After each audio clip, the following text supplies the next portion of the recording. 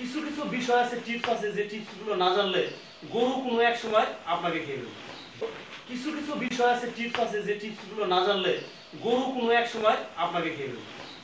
কিছু কিছু বিষয় আছে, টিপস আছে, যে টিপসগুলো না জানলে গরু কোনো এক সময় আপনাকে খেয়ে ফেলবে। কিছু কিছু বিষয় আছে, টিপস আছে, যে টিপসগুলো না জানলে গরু কোনো এক সময় আপনাকে খেয়ে ফেলবে।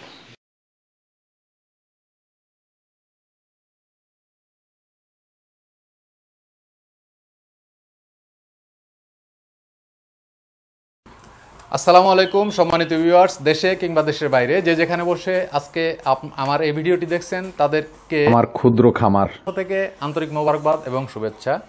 সম্মানিত ভিউয়ার্স, আমি আজকে এসেছি লালমনিরহাট জেলা হাতীবান্ধা উপজেলার তিস্তা ব্যারেজ সংলগ্ন একটি খামারে।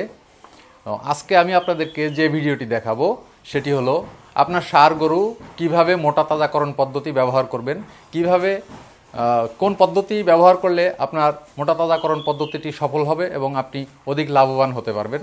তো সম্মানিত ভিউয়ার্স, মূল ভিডিওতে যাওয়ার আগে আপনাদের কাছে আমার অনুরোধ, আপনি যদি আমার চ্যানেলে নতুন হয়ে থাকেন তাহলে আমার চ্যানেলটি দয়া করে সাবস্ক্রাইব করুন এবং বেল বাটন প্রেস করে নোটিফিকেশন অন করে রাখুন, যাতে পরবর্তী যে কোনো ভিডিও দেওয়ার সাথে সাথে সবার আগে আপনি পেয়ে যেতে পারেন। আর যদি আমার চ্যানেল অলরেডি আপনি সাবস্ক্রাইব করেছেন তাহলে কৃষিবাড়ি চ্যানেলের পক্ষ থেকে আপনাদেরকে জানাই আন্তরিক মোবারকবাদ। ভিউয়ার্স, গরু মোটা তাজাকরণ বলতে কিছু সংখ্যক গরু বা বাড়ন্ত বাছুরকে একটি নির্দিষ্ট সময়ের মধ্যে বিশেষ ব্যবস্থাপনায় এবং উন্নত সুষম খাবার সরবরাহ করে ওই গরুর শরীরে অধিক পরিমাণ মাংস অথবা অধিক পরিমাণ চর্বি বৃদ্ধি করে বাজারজাত করাকেই বোঝায়। দেশের প্রায় 70% গ্রামীণ পরিবার পশু প্রতিপালনের সঙ্গে জড়িত থাকলেও গরু মোটা তাজাকরণের কলাকৌশল বা প্রযুক্তি ব্যবহারকারীর পরিবারের সংখ্যা খুবই কম। যদিও গরু মোটা তাজাকরণ পদ্ধতি বাংলাদেশের জন্য খুব গুরুত্বপূর্ণ এবং একটি লাভজনক ব্যবসা। এই গরু মোটা তাজাকরণ পদ্ধতিতে অনেক সুবিধাও রয়েছে, আমরা সে বিষয়ে জানব। সম্মানিত ভিউয়ার্স, আমরা এখন চলে যাব খামারি ভাইয়ের সাথে কথা বলার জন্যে।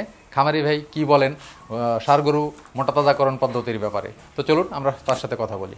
আপনার ষাঁড় গরু কিভাবে মোটা তাজা করবেন, মোটা তাজাকরণ পদ্ধতি এখানে আমি আজকের ভিডিওতে উপস্থাপন করব।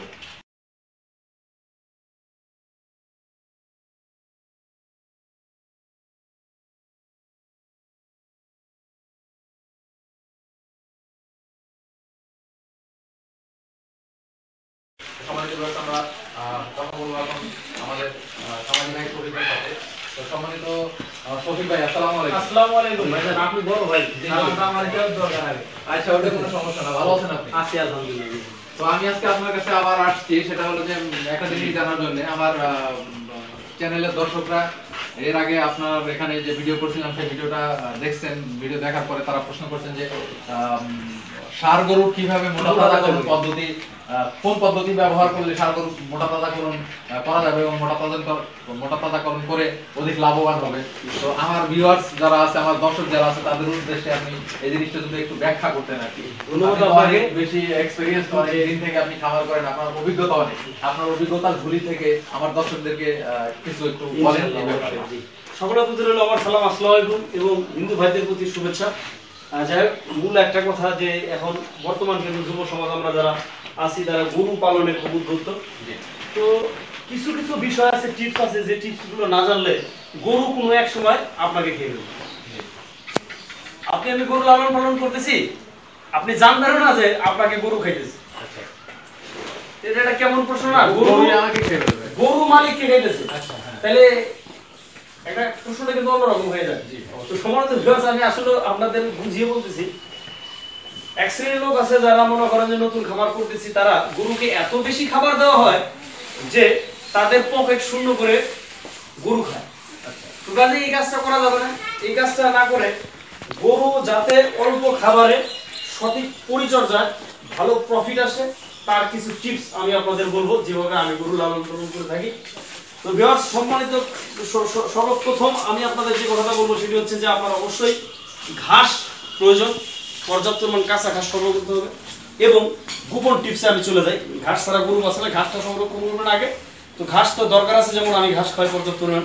তো তার পাশাপাশি যেটা করবেন, ইউরিয়া মোলাসিস। গরু মূল মোটা তাজার মূল প্রফিটস হচ্ছে ইউরিয়া মোলাসিস, ইউএমএস তৈরি।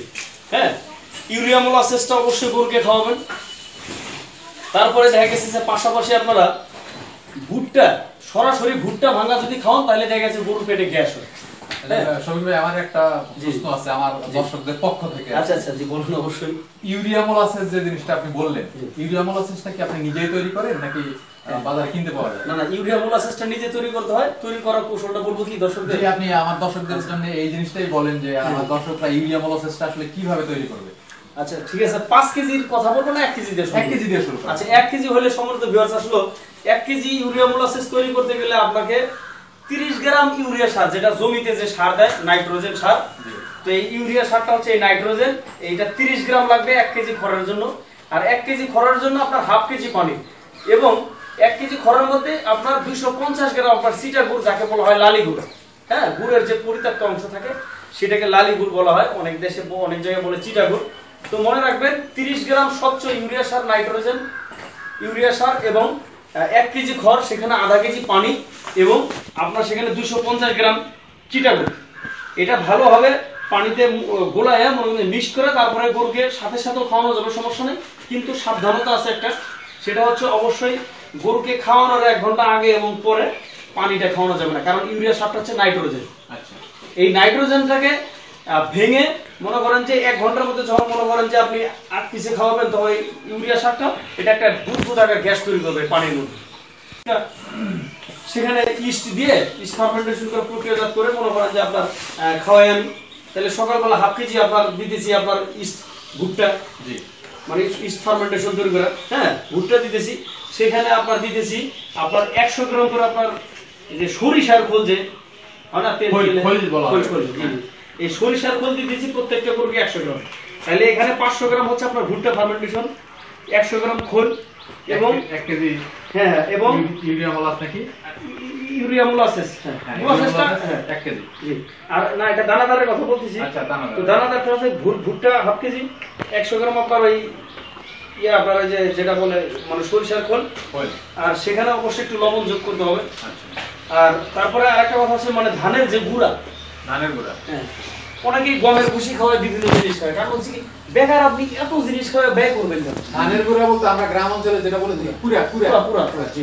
আর বিষয়টা হচ্ছে যে আপনার এই এটা আপনি দেখা গেছে ভুট্টার মধ্যে আমি 100% পুষ্টি পাই, এখানে যদি আর 40% পুষ্টি পাই, আর আপনার খৈলের মধ্যে যদি ভালো মানের একটা পুষ্টি পাইতেছি, তাহলে আমি অন্যান্য জিনিস খুঁজতে যাবো। এবং ইউরিয়া মোলাসেসের মধ্যে যদি আমি ভালো একটা পুষ্টি পাই, তাহলে আমি সেখানে ডাল ভাঙা দিতে যাবো, ডালের সুতা দেবো, কিন্তু কেন ডালবি দিব, কেন আরো কিছু খাওয়াবো, কেন গমের ভুসি খাবো, কেন গম ভাঙা খাবো, এগুলা গরুকে 50 টাকা খাবার দিচ্ছি, দানাদারের মধ্যে সব টাকা করতেছি, তারপরে ইনশাল্লাহ মাশাআল্লাহ আমি ভালো আছি। এবং এইভাবে করে খাবার করলে লস হবে না, গরুকে বেশি খাওয়ানো যাবে না, তাহলে আপনাকে খেয়ে বলবে কোন একটা বিষয়টা এইরকমই যে এই যেগুলো আপনি বললেন, এই জিনিসগুলো করলেই খামারি মোটামুটি ভালো লাভবান হতে পারবে।